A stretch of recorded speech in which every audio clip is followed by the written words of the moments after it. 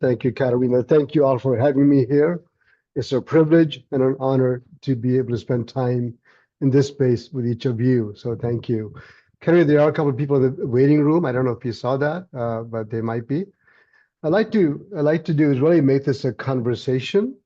I believe that I'll certainly share things, and there's a lot of wisdom and experience in this room, and we'll learn from each other as well. So this is a conversation. I'm simply sharing my experiences through life and things I've learned, but I don't claim to be like this is the way, it's a way, but we'll learn together from each other. So what I like to, I'm gonna put up a slide deck to kind of guide. I'll do a short presentation and then we'll have a conversation. But as I'm moving through this, if any questions, please please chime in. So really want this to be a conversation here. I'd like to begin with a quote that, um, let me put up my screen for some, please. Louise, that you read by Carl Jung. The reason why consciousness exists and why there is an urge to widen and deepen it is very simple. Without consciousness, things go less well. What does this mean to each of us here? And what's the connection to life and leadership when we think about this quote by Carl Jung? Please unmute yourself. Let's have a dialogue for a moment. What's the relevance of this quote? Let me pull it back up here so I didn't take it down too soon. This quote, what does it mean? Well, it's what it means to me is that higher forms of life would not exist without consciousness. We need consciousness to be able to find the things that we need to survive. We have to find food that's actual organic material that's good for us and healthy for us, instead of something that'll poison us. Without, and it probably in the evolutionary past, that was the most efficient way for evolution to continue and higher forms of life to evolve.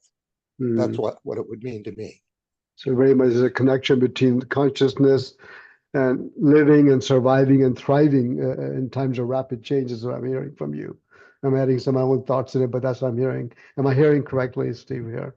Well, that's one way to put it. Okay. Yeah. Others, what are your thoughts on what does this mean to you?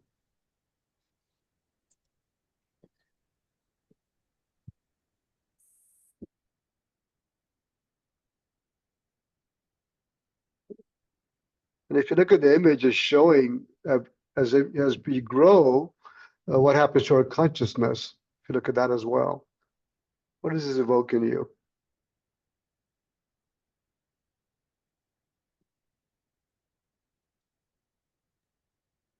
The idea that as we grow, we learn more. Yeah, we're growing, we're evolving, we're maturing. We learn more, we can do more things, see more things, right? So if what we say is that in today's world, we're leading in times of, I think this is with the use so much now, volatility, uncertainty is rising, complexity, ambiguity. We see disruptions all around us. COVID happened, things happen in our world today, in politics, industry, things are changing all the time. Some old examples we can all think of, Kodak, very old one. You look at Uber comes along, Airbnb comes along, computers come along, things are constantly changing. And what our claim is that the more we develop our consciousness, the more we're able to lead in times of rapid change and complexity. And there's a direct connection between our ability to deal in this and lead in this environment and our level of development as human beings and as leaders. And according to Robert Keegan, who's really an expert in adult development, I love this quote from him. He says, from him and Lisa Leahy, he says, when we experience the world as too complex, we are not just experiencing the complexity of the world, we are experiencing a mismatch between the world's complexity and our own at this moment. And what he's saying is our own ability to deal with complexity at this moment in time. There are only two logical ways to mend this mismatch: reduce the world's complexity or increase our own ability to deal with the complexity that is on the increasing and rising. What does this mean to you? And what does this bring up in your minds and your thoughts?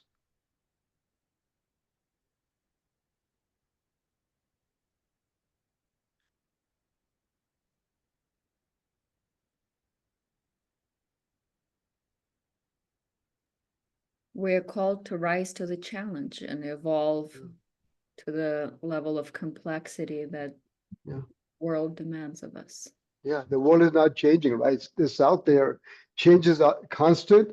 It's increasing the rate of change. It is not slowing down. In fact, there's talk of the fourth industrial revolution now. Before there was agriculture, there was industrial, there was knowledge workers, then there was digital. Now we have the AI revolution. Things are just changing faster and faster. We're working with less and less information. Things are constantly disrupting. How do we stay grounded? And how do we lead in these constant uncertain times? And the only way we can do that is not to change what's out there. All we can do is develop ourselves so we increase our ability to lead and live and thrive in these times of rapid change. Now I'm going to connect it to organizational performance. And I love this quote also by Bill Adams. Says, an organization cannot perform at a level higher than the consciousness of its leadership. So depending on the level of the leader's development will determine the organizational performance. And the different levels of leadership development, we talk about egocentric, reactive, creative, integral. And leaders grow vertically, they're able to handle greater complexity, and they're able to produce better business outcomes, organizational outcomes in times of rapid change. I'll share a study with you, which we have done. It started with about 500 organizations at the Notre Dame School of Business, Mendoza School of Business. And we use the word business here. We can also use the word organizations. But for this study, and now the study's been grown to over 2,000 organizations. We looked at sales and revenue. We looked at market share. We looked at profitability, quality of products and services, new product development, and overall performance of the organization. And we created what's called a performance business index. And we also, through instruments, we measured the effectiveness of these leaders in this environment. And here's what we found is a direct and a very strong correlation between the effectiveness of the leadership and the business performance. The more effective the leader was, the better business results or organizational results they produced wherever they were leading. Then the question was, we use something called the leadership circle profile that measures effectiveness. It's a 360 instrument and also looks at how are they being assessed against key leadership competencies that increase effectiveness, and what are the behaviors that decrease effectiveness of leaders. So we asked ourselves the question, what does their profile look like for the top 10% of the performing leaders? And what does the profile look like for the bottom 10% of the leaders, performing leaders? And here's the results. This is a leadership circle instrument that we work with. On the left-hand side, you'll see it's a circle. Top half is creative competencies, bottom half is reactive tendencies. The top half is correlated to highly effective performance and effective leadership. The bottom half is over-indexed and reduces effectiveness. The left-hand graph is of the highest performing leaders, the top 10%. The right graph is of the lowest performing leaders in organizations. What do you notice when you look at this? And one more thing, the dark lines are self-scores, and the green shadings they were scored by other leaders. What do you notice when you look at this graphs here?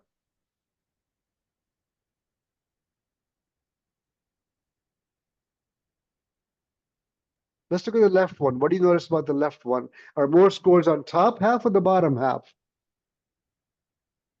The green shading. It seems like it's top half. So highest performing is more creative. Beautiful, right? And if you look at the dark lines between the self scores and how others scored them, which is the green shading, what do you notice about them? Do they overestimate themselves or underestimate themselves? Underscore themselves compared to their evaluators.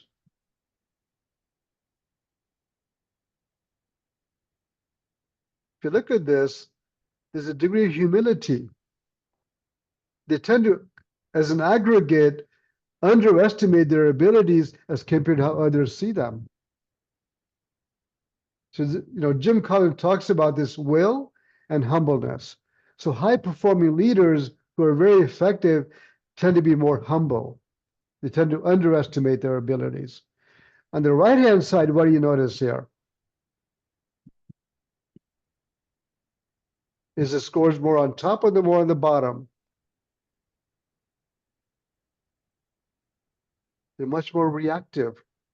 And if you look at their scores, they tend to overestimate their abilities. The lower performing leaders, there's not a humility there. They overestimate what they then compared to what they actually perform. This is a very powerful study because what we find, high performing leaders are very creative and lower performing leaders are very reactive. Let me pause and see what questions may be coming up.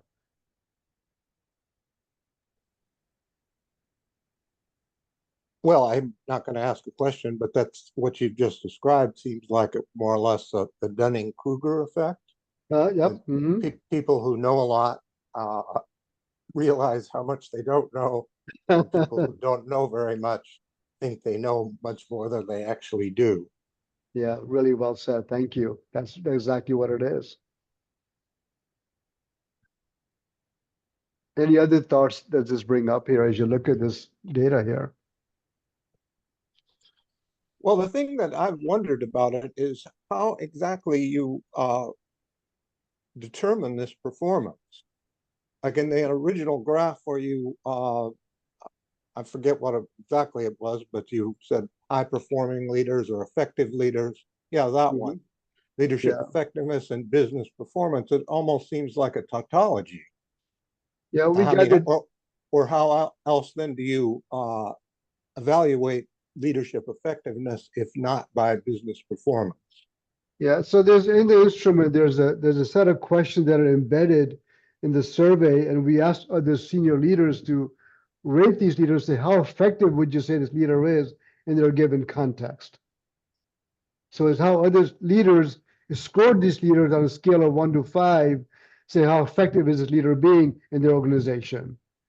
And we gathered data on their business results they are producing for each of the leaders. That's how the data was gathered. So it's a subjective evaluation by other leaders then. Yes, in that sense it is. But these are other senior leaders assessing the leaders that are in the executive MBA programs. Okay. So our belief is they have some degree of qualification because they know these leaders. They have data in their business performance. So there's some grounding, some basis for their assessment that they provide to these leaders. So there is a degree of subjectivity, but when the data is so large, hopefully that takes care of itself to a degree. It's a relativity, absolutely. Those are great observations. And what we looked at is that what's the difference in the orientation, what we call structure of mind for the reactive leader and the creative leader that leads to this different performance. What we found is that the reactive leaders are very much focused on avoiding problems. Anything that feels like a problem that triggers fear, they take action to make the problem go away because that feels very threatening to them. And what happens when they take the action, they get the result, fear goes away, reaction goes away, it creates an oscillating pattern of performance. I'll give you an example of my own life. Young engineer, my job was as a sales engineer. I finished engineering school and I got a job and What I realized it was a sales position. I was very uncomfortable in that position as a young engineer. Yet we had to submit a call report every week. And I was terrified. How do I do this? I felt out of fish out of water. If I didn't submit a report, I would have a chance of losing my job. What would I do then? So every week I would move into action, make some calls so I could submit a report. Then I would just relax for another week. Thank God that's done. And the cycle would go on and on. It wasn't designed to create sales. It was designed to alleviate my anxiety and my fear. So it creates an oscillating pattern of performance. When we go to creative mindset, we are focused on purpose and vision. And when we take action to move towards a vision, it generates passion. And that passion leads to action. It's a reinforcing loop. And over time, results go up. So many years later, I started my own business. I had a vision. I want to create an organization that's strong, financially strong. People that want to work there will always have jobs. I was not any more comfortable in sales at that time. But I did what I had to do because I was focused on my vision. I managed my anxiety and my fear, and I did what I needed to do. And every time our business grew, I felt more passionate. I took more action, and it was a reinforcing loop. And eventually created a business with footprints in US, Canada, and India. Doesn't mean the problem wasn't there. Doesn't mean I didn't have anxiety or fear, but my anxiety wasn't running me. I was focused on my vision and my purpose. Very different pattern of performance. So what we say is, in problem reacting, the reactive structure, our focus is on maintaining our anxiety. Or rather than addressing our anxiety, it keeps us stuck where we are. In a creative structure of mind, we call this an energy unleashing. It's energy generating. I think you all have been in conscious leadership group. The reactive structure is playing below the line. On the creative structure, we're above the line. It's a play to win game. It's very energy generating. It unleashes our energy. And therefore, the more we focus on purpose and vision, that's what's at stake, and that's the source of action. It's very energizing. And therefore, purpose and vision are really important. So a lot of my work is about the leadership circle. Is what we say is that, according to the study, majority of leaders have the reactive structure of mind, which is designed for an environment that is stable, certain, simple, and things are very clear. It gets things done, but it doesn't scale. In today's time, when you have rapid change and a lot of volatility, we need higher structure of mind, which we call creative integral. So the idea through the assessment is to figure out where the individuals are in their level of development. Then how do you help them move up in their development of their structures of mind so they can create better performance for their organizations? And that's what the work is about. Where are they now? And what simple baby steps can they take to develop themselves so they can handle and lead in more complexity and time to change to create better outcomes? That's what this work, that's the work I'm up to. So short presentation, but that's the work that I'm engaged with. Let me open up to conversations. Beautiful, Vinay. You put a very scientific grounding to some things we talked about as church community. I would love to hear more about that. What's the connection? What did you see, Katarina? So I can speak more to that, but let me see if others have insights first. And if not, I'll share more. Yes, Malcolm, go ahead. When I think back over my career about those bosses, those leaders who I thought were most effective, it seemed to me there were two aspects of their leadership which were critical. One was that they led by setting examples and by encouraging those that were working under them rather than using demands and threats. And the other thing, it seemed to me, was a well-developed capacity to assess the abilities of those that worked under them. And what astonished me was that in at least a couple of cases, I had the sense afterward that my boss had a better sense than I did of my own capacity to do something. Mm, And it seems to me that that is something that is quite valuable in a good leader. mm, mm. Yeah, leadership circle, we talk about a competency that is so critical is what we call mentoring and developing. In the many 360s, the feedback that often comes up is to delegate, develop your people, because that's the way they're going to scale the business. But if there's so much in the day-to-day work and not developing the people, the organization does not scale. And in the least effective leaders, you talk about, demands and threats. On the bottom right of the graph is something we call controlling. They're very autocratic, my way or the highway, or they're driven, overly driven. They push people so hard, they get things done, but it comes at a cost. It leads to burnout of themselves and others around them. It's like on a speedboat going 1,000 miles an hour, people falling off the boat, not even aware of it. It doesn't scale. Thank you for your sharing your thoughts. Other thoughts? Yeah, well, let me make a quick comment on what Malcolm said. He said that he had the impression that his bosses had a better idea of his capacities and limitations than he himself did. Well, I realized that I know that they had a better interest, at least my last one. My last boss was sort of saved me in my career. And I know that he had a better idea of that than I did. Mm. But in the meantime, let me ask, I've got to leave pretty soon, unfortunately, but let me ask one question before I go. You've talked about business leaders, and we could apply this to political leaders.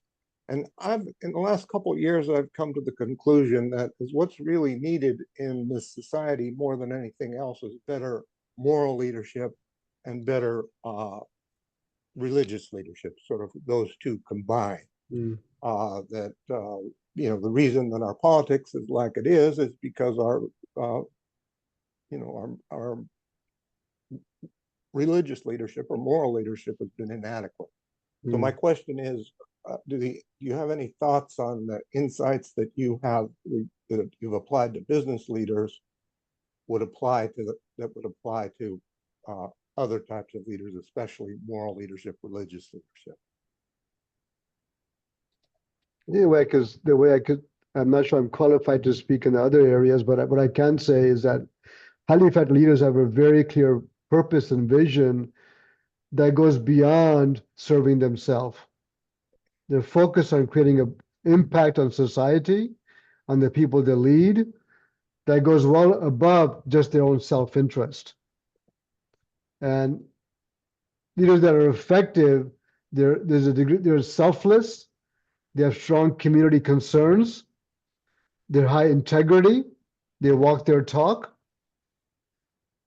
they really care about the people in the communities and the clients and the customers, their members they serve. Those qualities are very important. It's not so much about self, it's about how do we give back and support others in a way that goes beyond the leaders themselves. So it's not so much self-interest, it's care for the greater good. It's the best way I can think of answering that question at this point in time. Okay, well, thank you. For what you just said, and also the presentation itself has made me think about some of the religious leaders that I've known, and helps me, it'll give me something to think about anyway. So I'm sorry I've got to leave, but thank you very much for the presentation. I've found it engaging. Thank you. Bye. Thank you. Have a good evening. And David put into the chat, I don't know if your audio may or may not work, so I'll read it, David. My favorite supervisor was one that always made everyone realize that their function is important and that everyone is valuable to the organization and project. Yeah, there's such heart in that, isn't there? Everyone matters, right? There's a competency we call caring connection, for example. Do you care about the people? Do they matter? What they do matters. They connect with them. And it's a relating competency really critical. When you think about leaders that weren't so great in your journey, what did you notice about those leaders? I won't say what were their qualities because I'm not sure it's a quality, but what were they like that were not as effective?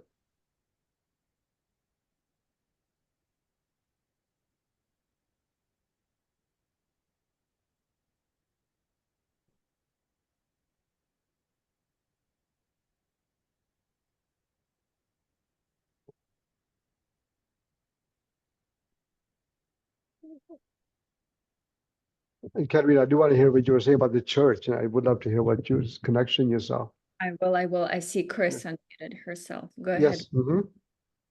Oh, okay. I am first and foremost a teacher, and I served for 35 years as one, and I had I had several superintendents, I had several principals, and least effective were those who were most concerned about themselves, wanting to, climb up a further ladder, and there aren't too many places to go if you're a principal of a school other than to become maybe a superintendent or an assistant leader somewhere else.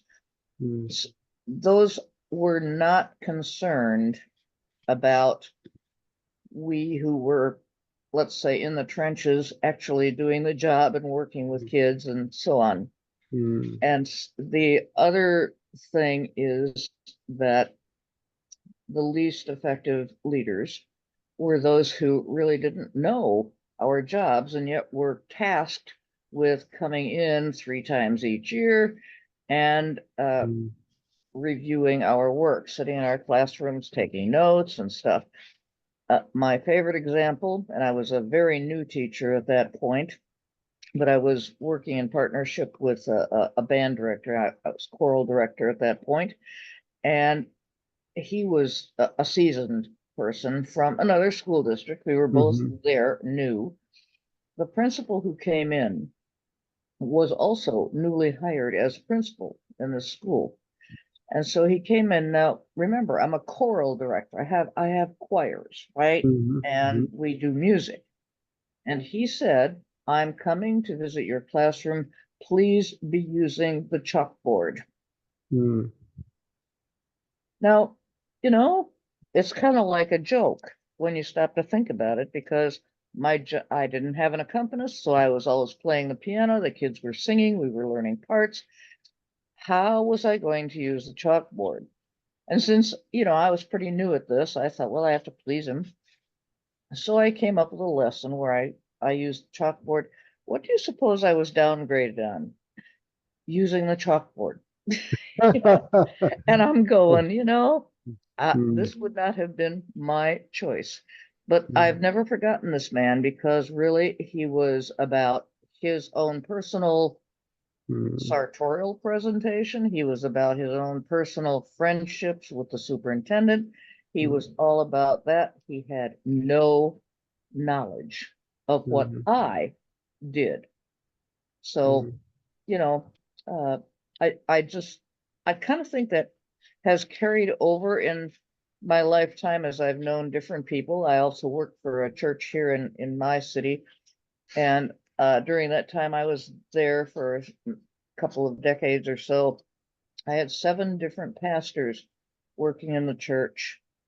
And the most effective were those who were engaged with the community, wanting to help people, being out in public, being out with the members, and the least effective were those who were like, they felt like box checkers. You have to do this, you have to do that. So I think that's the only statement I have on this. And I'm sorry, my computer is really, it's actually infected with something, and it's going to, it won't bother you. It's my computer, but I just have to get it to the shop. So I can't always see the picture. Okay. No worries. All right. What really struck me is that the example of the chalkboard. You said when you were new teacher, and you still remember that like it happened yet. My sense is just like it happened yesterday. How these examples just stick, isn't it amazing how Yeah, this comes up so quickly, right? That just really struck me there, Chris. Thank you. And what you mentioned, we talked about there's a tension that leaders manage between safety and purpose. Those leaders that are very reactive and not as effective, they're playing not to lose game. It's all about them being safe. They'll do anything to feel safe. Others, clearly, they're playing to win. They realize there's no safe way to be great and no great way to be safe. They have a vision of service, and they go all out, knowing there's some risks involved to themselves, but the purpose is worth it for them. It's above their self-interest. It's a different mindset, different way of being in the world.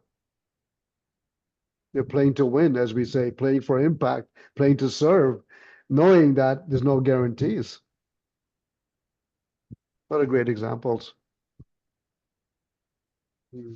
Vinay, I just wanted to piggyback and say I've been fortunate to be a part of leadership circles, both in professional life and personal life, where I worked with amazing leaders who I would say gave me a path that I, as a young professional, I could follow.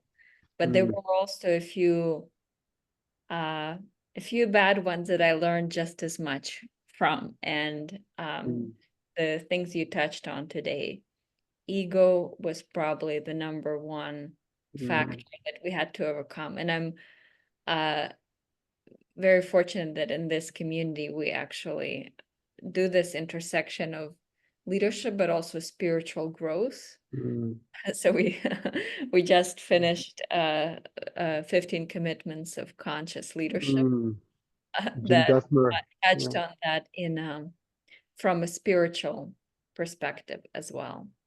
And I'll make one more comment and then ask a question. The pastor of this church has done a lot of work around spiritual entrepreneurship and actually coached people who have that great purpose and vision on bringing up their business side of things to order, so that they can make a living doing these amazing things for the community and the world, and also coached a number of established business leaders who maybe lost their sense of purpose and found that money didn't give them that joy and pleasure and fulfillment and happiness in life that maybe more, that they didn't think they needed, but found that they did. So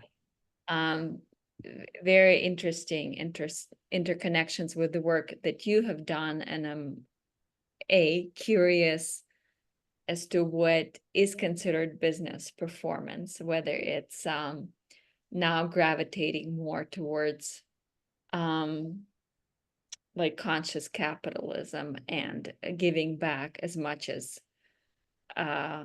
profit earning. That's number one. And number two is, in your own life, how did you find your sense of purpose? Can you share with us a little bit about yourself and your journey? I think the first point, I think it's doing good and doing well go hand in hand, which is consciousness. It's not just about profit. I think profit is a byproduct of doing good work and being service to the world. I think when we do that, I believe that we are provided by the universe, but first and foremost, serve with all your heart and do the best you can. I think the rest falls in place in my own life experience. When I was in business, my focus was serving my customers. And when I did a good job in doing that, rest of it came along just beautifully fine. And I could put more money back in the business, create more opportunities, do more work for my customers. It created a virtuous cycle of growth where everybody wins. I don't think win-lose works. I think win-win-win is the only thing that works in life. My own purpose, I think, what do I think about leadership development? I say leadership development. At the end of the day, leadership development is human development. And what is human development? Part of it is spiritual development. In my work, we often talk about leaders' origin story. What has shaped them? And that's a big piece of the conversation. I hear leaders' stories and I'm awed by them. I'll give you an example. I was working with a leader, very autocratic, very driven, push hard.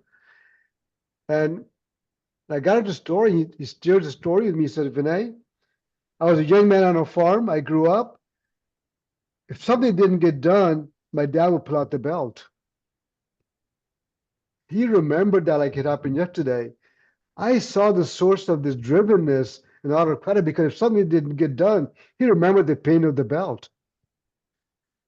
We weren't doing therapy, but it was therapeutic. And when he began to see the connection between how he's leading today and his early experiences, he can say, you know, I was 10 years old then. I'm not 10 anymore. I can choose to be different. When he saw that, he began to, it was almost a beginning of a healing process for him. He began to lead and shift differently. He began to lead more from a heart. Imagine what happens to his suffering. And imagine suffering that was being created in the old way of leading, now leading with love. I say creative leading with love. When you're reactive or leading from fear, it's energy draining. So for me, my purpose is to emerge over time. I'm almost 66 years old at this point. This is my life's work at this point, is to create a better world. And the way I can do that in my own contribution is to create better leaders. And the reason is because leaders have such big circle of influence, that circle of impact. I believe that at the heart of my work is about alleviating human suffering. And leaders that are not effective, I think they create suffering in this world. That are good leaders, they bring light and love in the world.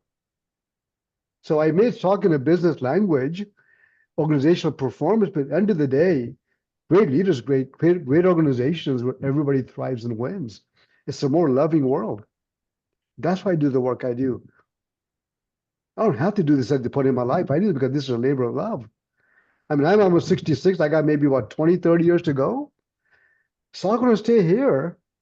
I can't take it with me, but can I leave an impact? That's why I do what I do. But I had to talk science in organizations. If you don't talk, then you can practice your art. If you leave with art, you don't get to practice your science, right? So we taught business performance. Once you're in, now you're doing your spiritual development. I may have gone off a tangent there, but I get excited about this.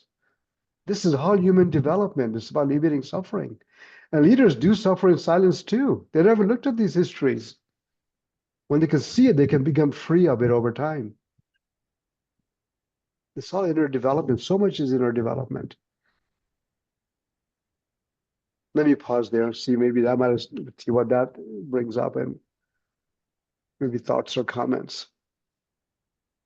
Well, that was beautiful, Vinay, and very much connects with how I think and feel as well. You know, better leaders, better world is what I believe. And doing good and doing well, they're reinforcing. Both are important. If I can Okay. add one thing, it's a wish that more young people would have experienced this early on in their education, since I am in a number of educators or leaders right now. I feel like it's a missing link in our education system. Yeah, this kind of work, I think oftentimes I wonder if when I was much younger, I don't know if I was ready to grasp it. I think eventually I made so many mistakes in my life. I think I was ready to wake up and listen that there's got to be a different way. I don't know, maybe we need to go through that period. I don't know the answer, but I know when I was younger, I made so many mistakes, and I still do make mistakes, by the way, but I think I was a horrible leader when I was young. I was dictatorial. I was my way or the highway. I'll tell you what to do.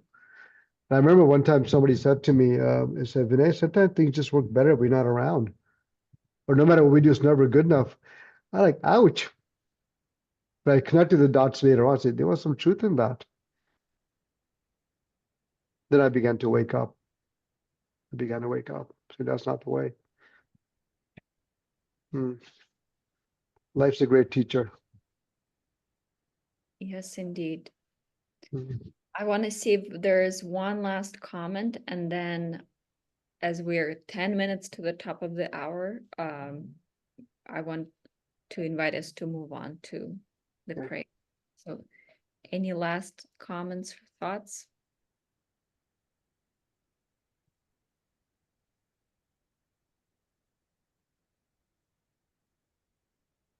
Ross?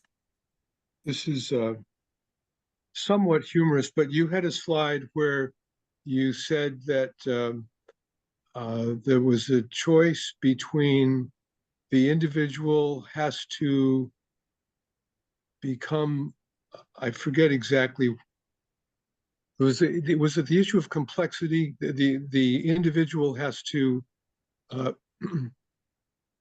is it either simplify the world or Let me go back to that. ex, expand your ability to deal with complexity?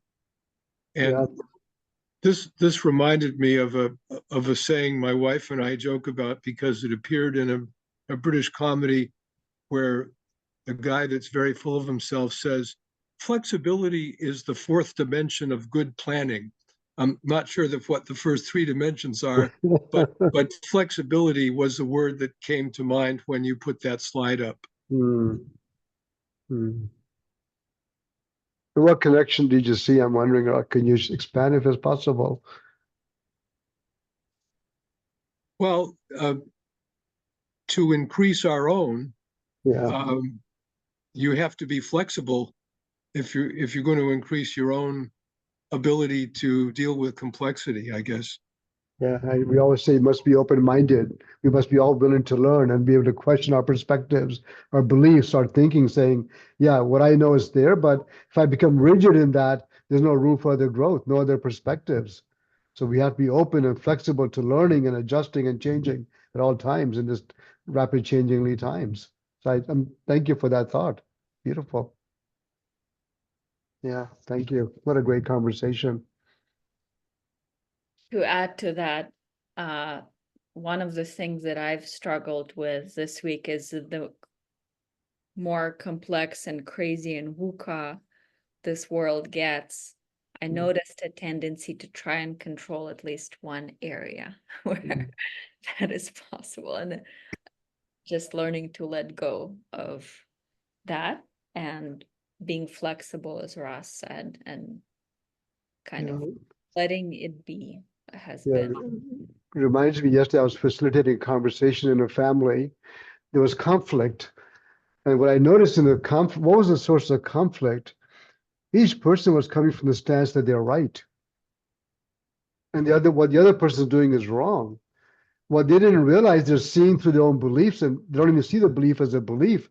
They think what they think is absolutely right and the other person is wrong. And I said to them, is it possible you both are right? Can we both be right in this together? We just have different beliefs. Let's not make each other wrong. And that was a source of the conflict in the entire family. Can we say, I have a belief, I have a way of seeing and thinking and being in the world? That's a way, but what the other person is doing is okay too. Can we begin to honor each other? What a different way of being in the world. Much more open. That's at the heart of many of our conflicts, isn't there? We think we're right and others are wrong who are different than us. Well, no, they're not wrong. They're just different. Wonderful, Vinay. Yeah. You're a coach at heart. I'm just very grateful that you came into our space today and shared some of your experience and wisdom with us. So Thank you.